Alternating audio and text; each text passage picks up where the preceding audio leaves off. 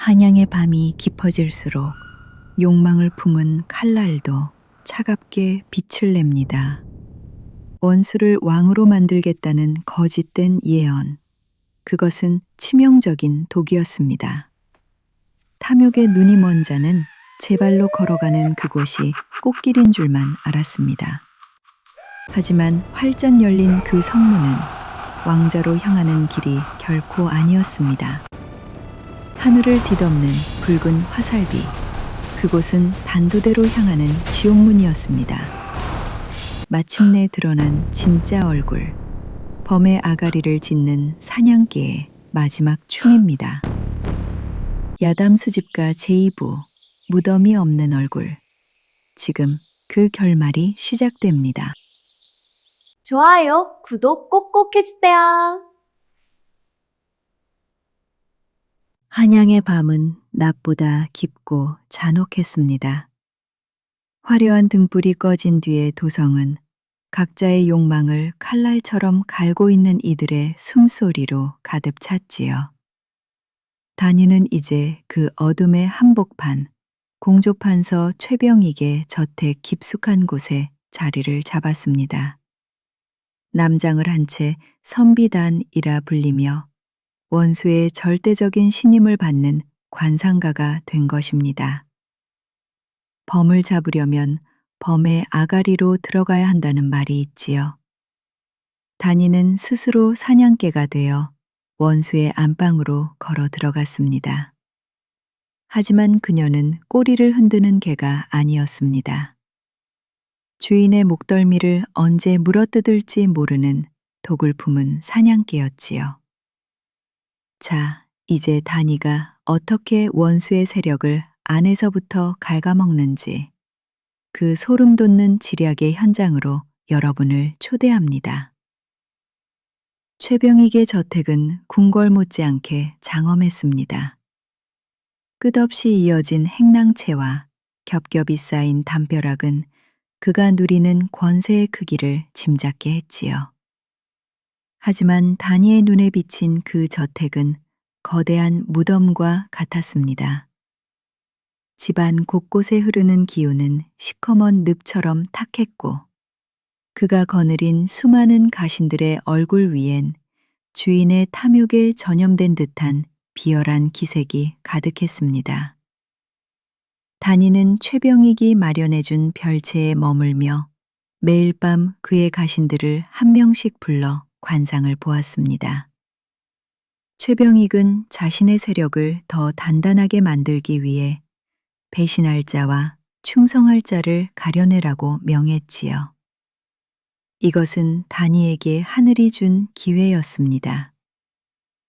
그녀는 최병익의 눈과 귀가 되는 충직한 수하들을 하나씩 제거하기 위한 관상의 덫을 놓기 시작했습니다. 어느 날 최병익이 가장 아끼는 행동대장이자 무장인 강철두가 다니 앞에 앉았습니다. 그는 투박하지만 정직한 골격을 가졌고 눈빛엔 주인을 향한 일편단심의 기운이 서려 있었습니다. 최병익에게는 없어서는 안 될 오른팔이었지요. 다니는 그의 얼굴을 보며 속으로 읊조렸습니다. 미안하구나, 강철두. 네가 충성스러울수록 내 복수는 멀어지니 너를 먼저 지옥으로 보내주마. 대감, 강철두 저자의 관상을 보셨습니까? 겉으로는 우직해 보이나 그의 턱뼈 끝이 날카롭게 치솟은 것은 주인의 목을 치려는 반골의 상입니다. 특히 그의 왼쪽 눈썹 아래 숨겨진 작은 흉터는 머지않아 대감의 뒤통수에 칼을 꽂을 배신의 낙인이지요. 지금 당장 멀리하지 않으시면 대감의 대업은 저자의 손에 무너질 것입니다. 의구심이 많던 최병익은 다니의 말을 듣자마자 강철두를 변방으로 유배 보냈습니다. 사실 그 흉터는 어릴 적 주인을 지키다 얻은 영광의 상처였으나 다니의 혓바닥은 그것을 배신의 증자로 둔갑시켰습니다. 이런 식으로 단위는 보름 만에 최병익의 핵심 인물 3명을 쳐냈습니다. 최병익의 주변엔 이제 아첨꾼들과 단위가 심어놓은 허수아비들만 남게 되었습니다. 그러던 어느 비 내리는 밤이었습니다. 별채에서 최병익의 비밀 장부를 살피던 단위의 뒷덜미에 서늘한 한기가 서렸습니다. 소리도 없이 창문이 열리고 차가운 칼날이 단위의 목줄기에 닿았습니다. 최병익의 눈을 가리고 귀를 막는 요망한 관상가놈. 니놈의 정체가 무엇이냐? 칼을 든 사내는 금이영의 수장 이검이었습니다. 왕실의 안위를 지키는 자답게 그의 관상은 서슬퍼런 칼날 같았고 눈동자는 밤하늘의 북극성처럼 매섭게 빛났습니다. 단위는 직감했습니다. 이 남자는 속일 수 없다는 것을요. 그는 단위의 관상을 보는 것이 아니라 그녀의 영혼 속에 소용돌이 치는 지독한 살기를 읽어내고 있었습니다. 단위는 칼날이 살을 파고들어 피가 한 줄기 흘러내리는 와중에도 눈을 피하지 않았습니다. 나를 죽이면 최병익을 무너뜨릴 유일한 기회를 잃게 될 것입니다. 당신은 법의 칼로 그를 치료하지만 나는 관상의 도구로 그를 안에서부터 썩게 만들고 있습니다. 누가 더 효과적이겠습니까? 이검은 칼을 거두지 않았지만 눈빛엔 경악이 서렸습니다. 단위의 목소리에서 묻어나는 침오가 너무나 깊고 절절했기 때문입니다. 단위는 그 자리에서 자신의 정체를 밝혔습니다. 3년 전 불타버린 도축장의 백정딸, 그리고 억울하게 죽은 아버지의 이야기를요. 백정의 딸이 남장을 하고 판서의 안방까지 들어왔다라. 미친 짓이로군. 하지만 그 광기가 마음에 든다.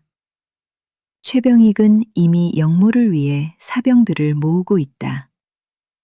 네가 그자의 거사 날짜를 우리에게 유리하게 바꿀 수 있겠느냐? 단위는 고개를 끄덕였습니다. 그를 가장 높은 곳까지 끌어올리겠습니다. 그래야 떨어질 때 뼈조차 남지 않을 테니까요. 대신 그자가 파멸하는 순간 그 목은 반드시 제가 치게 해 주십시오.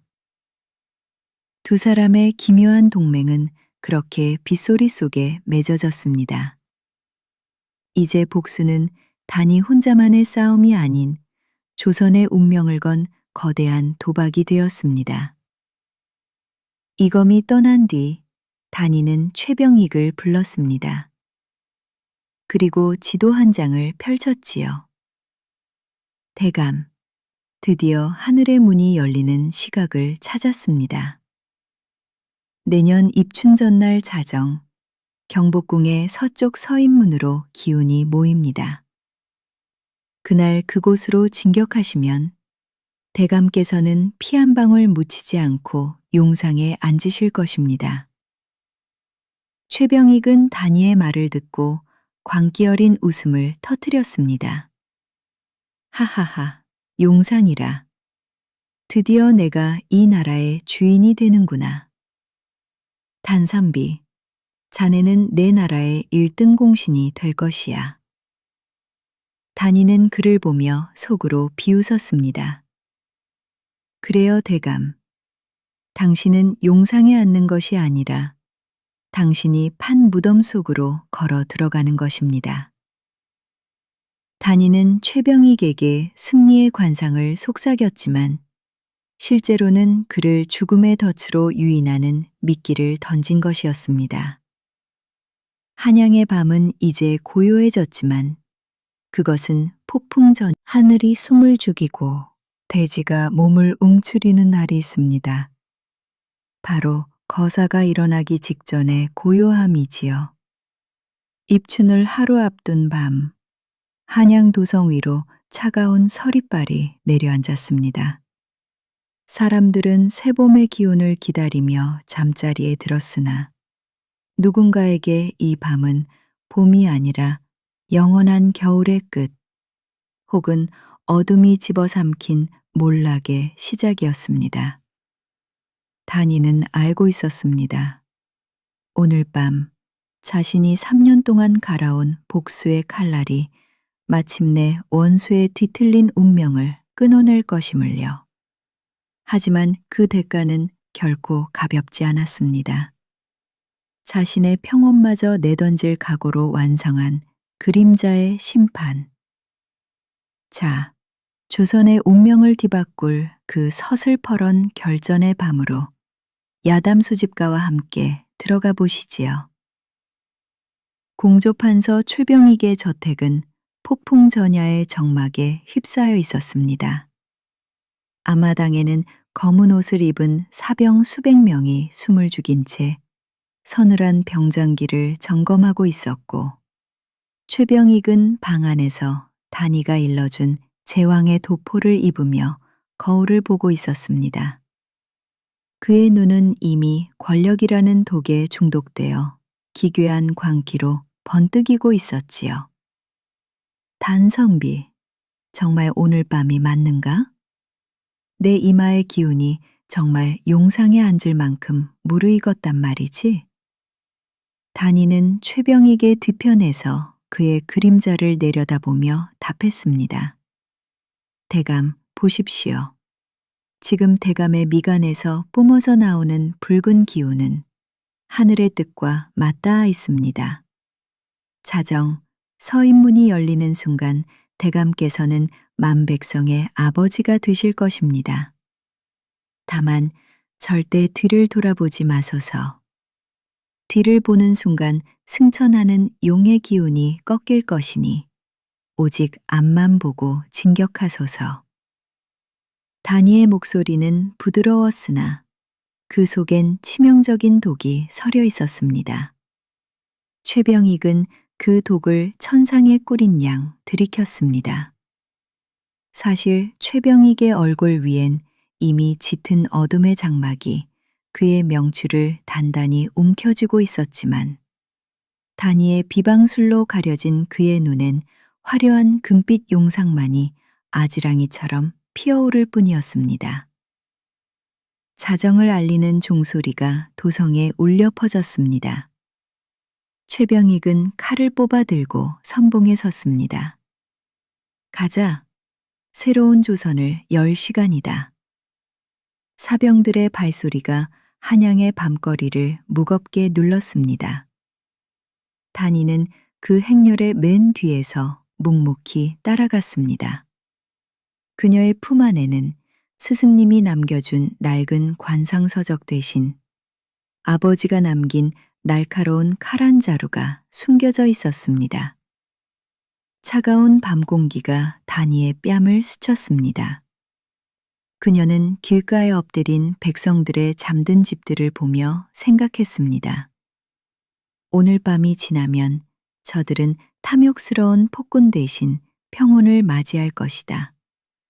아버지, 조금만 기다리세요.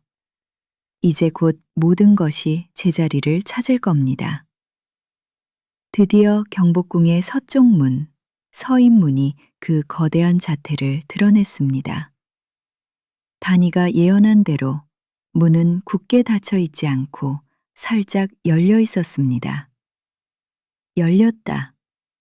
정말 단선비의 말대로 문이 열려 있구나. 하늘이 나를 선택했도다. 전군, 진격하라. 최병익과 사병들이 열린 문 안으로 쏟아져 들어갔습니다. 하지만 그들이 마주한 것은 텅 빈 궁궐마당이 아니었습니다. 불을 밝혀라. 이검의 서슬퍼런 고함과 함께 궁궐 담벼락 위로 수천 개의 횃불이 일제히 타올랐습니다. 어둠에 익숙해졌던 최병익의 눈이 멀 정도로 강렬하고도 위협적인 빛이었습니다. 슈슉, 슈슈슉. 이어지는 것은 화살의 세례였습니다. 단이와 이검이 미리 짜놓은 운명의 덫이었습니다.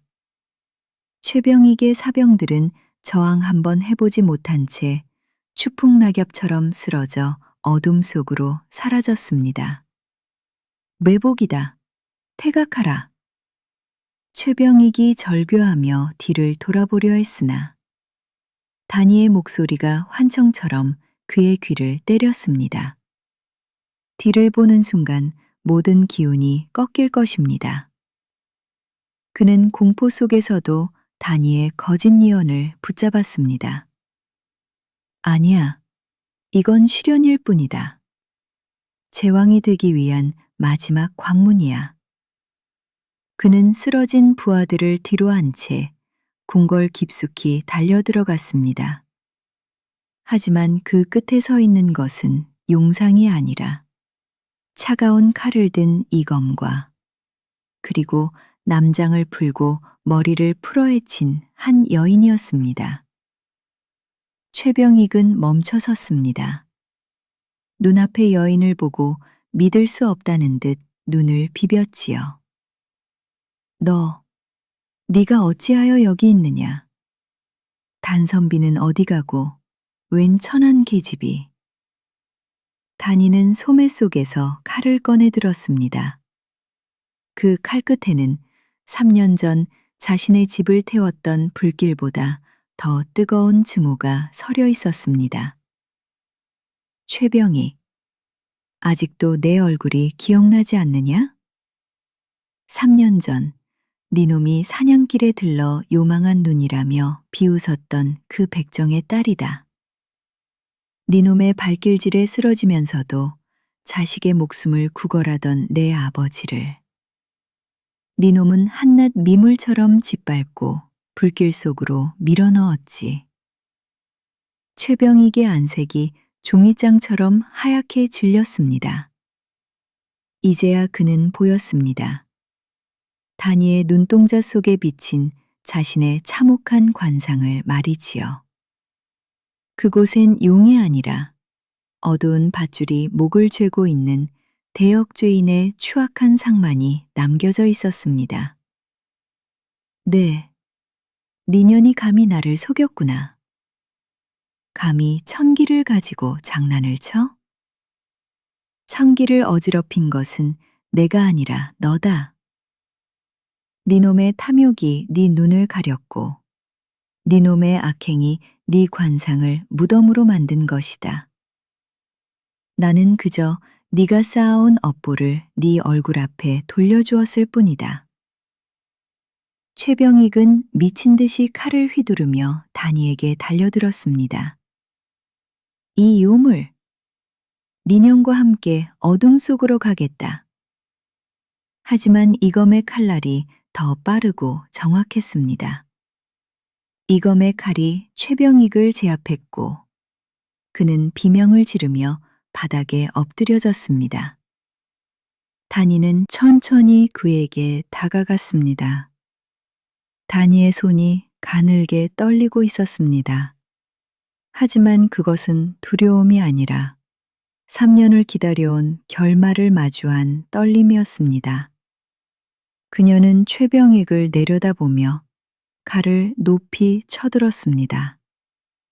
이 칼은 고단한 삶을 지탱하던 도구였으나 오늘은 내 놈의 추악한 업보를 끊어내 심판의 도구가 될 것이다. 아버지, 이제 보십시오. 이자의 얼굴에서 그 거만한 가면을 벗겨버리겠습니다. 단이의 칼날이 최병익의 운명을 갈랐습니다. 그가 그토록 자랑하던 오만한 눈과 입술은 이제 공포와 후회로 뒤덮였습니다. 단이는 그를 단번에 끝내지 않았습니다. 그가 저지른 악행의 수만큼, 그가 백성들의 가슴에 새긴 상처의 수만큼 그에게 몰락의 무게를 느끼게 했습니다. 마침내 최병익이 숨을 거두었을 때 궁궐 마당에는 차가운 새벽 안개만이 무겁게 내려앉아 있었습니다. 이검이 다가와 단이의 어깨에 손을 올렸습니다. 이제 끝났다. 내 아비의 원한도, 이 나라를 죽먹던 어둠도 모두 사라졌구나. 다니는 피 묻은 칼 대신 원망이 씻겨 내려간 칼을 바닥에 떨어뜨렸습니다. 챙그랑. 쇠소리가 빈 마당에 공허하게 울려 퍼졌습니다. 복수를 끝내면 가슴이 뻥 뚫릴 줄 알았는데 그녀의 가슴엔 차가운 새벽바람만이 시리게 스며들었지요. 다니는 하늘을 올려다 보았습니다. 어느덧 입춘의 첫 새벽이 밝아오고 있었습니다. 검은 밤을 밀어내고 돋아나는 붉은 태양빛. 그녀는 처음으로 사람의 얼굴이 아닌 하늘의 민낯을 보았습니다. 그곳엔 죽음도, 영모도, 뒤틀린 관상도 없었습니다. 그저 공평하게 대지를 비추는 빛만이 고요히 흐르고 있을 뿐이었지요. 폭풍이 지나간 자리는 고요하다 못해 적막했습니다.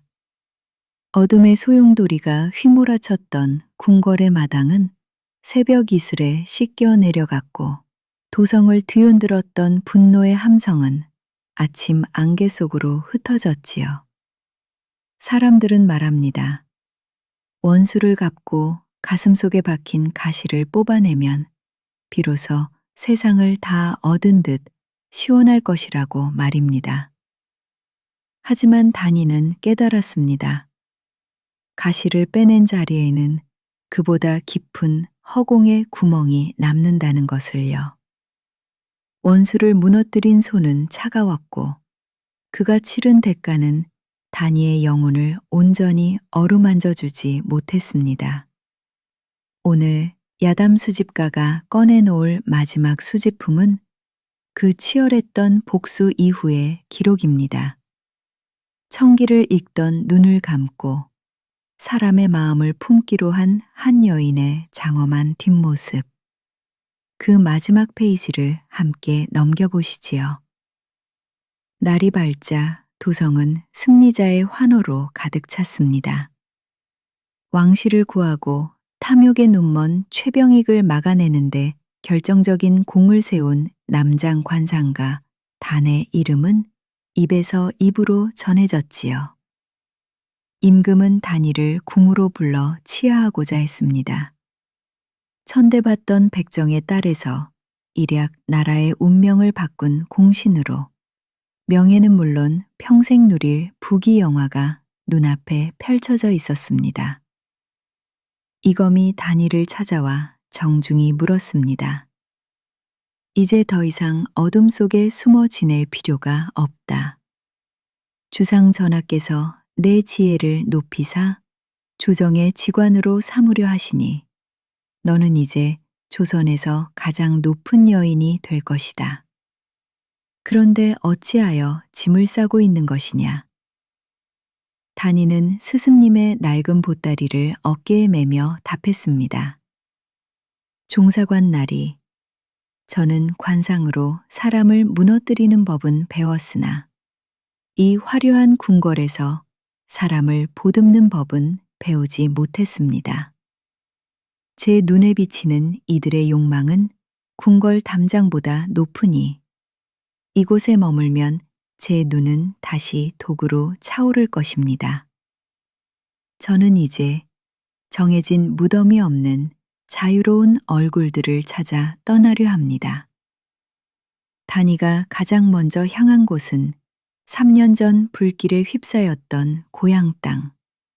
그 고단한 삶의 터전이었던 도축장 터였습니다. 잡초가 무성하게 자라난 그곳엔 아비의 흔적조차 찾을 수 없는 검은 재만 남아 있었지요. 단이는 그 자리에 엎드려 참았던 눈물을 쏟아냈습니다. 복수를 마쳤다고 보고하려 했으나 막상 입술을 타고 나온 것은 보고 싶다는 어린아이 같은 간절한 투정뿐이었습니다. 단이는 그 황량한 터에 작은 꽃씨들을 뿌렸습니다. 그리고 아비가 생전에 아끼던 낡은 소금단지 하나를 묻어 무덤을 대신했지요. 아버지, 이제 무거운 냄새 없는 곳에서 편히 쉬세요. 제가 본 그 끔찍한 그림자들은 이제 다 잊으렵니다. 그 순간 기이한 일이 일어났습니다. 다니의 눈에 항상 머물던 차가운 푸른 기운이 거치고 따스한 햇살이 아비의 무덤가에 금빛 가루처럼 내려앉았습니다. 그것은 죽음의 형상이 아닌 생명이 피어나는 빛이었습니다. 그 후로 수십 년의 세월이 흘렀습니다. 한양에는 귀신같이 관상을 보던 신비로운 미소년 선비에 대한 기억이 전설처럼 희미해졌지요. 하지만 팔도 강산 장터마다 이상한 노파 한 분이 나타난다는 소문이 돌기 시작했습니다. 그 노파는 대가를 바라지 않았습니다. 그저 따뜻한 국밥 한 그릇 혹은 길가에 핀 야생화 한 송이면 충분했지요. 한 번은 억울한 누명을 쓰고 삶을 포기하려던 청년의 앞길을 막아섰습니다. 노파는 청년의 얼굴을 보지 않고 그의 거친 손마디를 가만히 만지며 말했지요. 내 얼굴엔 억울함이 가득하나 내 손끝엔 정직한 흙냄새가 나는구나. 손이 정직한 자는 얼굴의 먹구름을 스스로 걷어낼 수 있는 법이다. 사흘만 기다려라. 진실은 입이 아니라 행동으로 증명될 것이다. 과연 사흘 뒤 오해가 풀렸고 청년은 노파를 찾아 큰 절을 올렸습니다. 다니는 이제 사람의 얼굴 위로 겹쳐지는 어두운 환영을 보지 않았습니다. 대신 그 사람이 지닌 본연의 빛깔을 보았지요. 그녀는 깨달았습니다. 관상이란 하늘이 정해준 형벌이 아니라 사람이 자신의 의지로 빚어가는 찰흙과 같다는 것을요. 악한 기운을 타고났어도 평생 선한 덕을 쌓으면 얼굴의 골격마저 인자하게 변하고 좋은 상을 타고났어도 탐욕에 눈이 멀면 그 상은 순식간에 빛을 잃고 시든다는 것을 말입니다. 스승님, 이제야 알 것 같습니다. 제가 보았던 그 끔찍한 형상들은 피할 수 없는 미래가 아니라 그들이 스스로 만든 마음의 감옥이었습니다. 저는 이제 그 감옥의 문을 열어주는 작은 열쇠가 되고 싶습니다. 다니의 마지막은 어느 화창한 봄날이었습니다. 그녀는 스승 허웅이 묻힌 그 깊은 산속 동굴로 돌아왔습니다. 동굴 앞에는 그녀가 심어놓은 매화나무가 흐드러지게 꽃을 피우고 있었지요. 다니는 거울을 꺼내 자신의 얼굴을 비추어 보았습니다. 주름진 이마, 깊게 패인 눈가. 하지만 그곳엔 더 이상 증오에 불타던 관상가는 없었습니다. 그저 타인의 아픔을 대신 울어준 인자한 성자의 상만이 빛나고 있었지요. 다니는 가부좌를 틀고 앉아 조용히 눈을 감았습니다. 그녀의 마지막 숨결이 매화꽃 향기와 섞여 산등성이를 타고 평온하게 흘러갔습니다. 그녀는 죽어서 거창한 무덤을 남기지 않았습니다. 그저 그녀가 평생 전해준 따뜻한 위로와 지혜가 사람들의 얼굴 위로 환한 미소가 되어 남았을 뿐입니다. 여러분, 야담 수집가가 50분이라는 긴 시간 동안 정성껏 갈무리해온 다니의 장대한 기록. 드디어 그 대단원에 막을 내립니다. 백정의 딸로 태어나 청기를 읽는 눈으로 세상을 뒤흔들고 끝내 자신의 운명을 스스로 개척해낸 다니의 삶. 여러분은 무엇을 느끼셨습니까? 우리는 흔히 생긴 대로 산다며 자신의 처지를 비관하곤 합니다. 하지만 오늘 다니의 이야기는 우리에게 정반대의 진실을 말해줍니다. 바로 사는 대로 생긴다는 것이지요. 여러분이 오늘 누군가에게 건넨 따뜻한 말 한마디, 어려운 이웃을 향해 보낸 작은 미소가 여러분의 얼굴을 세상 그 어떤 보석보다 귀한 길상으로 바꾸고 있을지도 모릅니다. 여러분의 얼굴에 깃든 그 소중한 빛을 잃지 마십시오. 저 야담 수집가는 여러분의 삶이 한편의 아름다운 야담이 되기를 진심으로 기원합니다.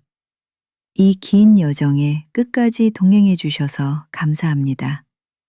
오늘 이야기가 마음에 닿았다면 구독과 좋아요로 따뜻한 마음을 나누어 주십시오. 저는 조만간 또 다른 기이하고 가슴 벅찬 수집품을 들고 찾아뵙겠습니다. 평안하고 복된 밤 되십시오. 감사합니다.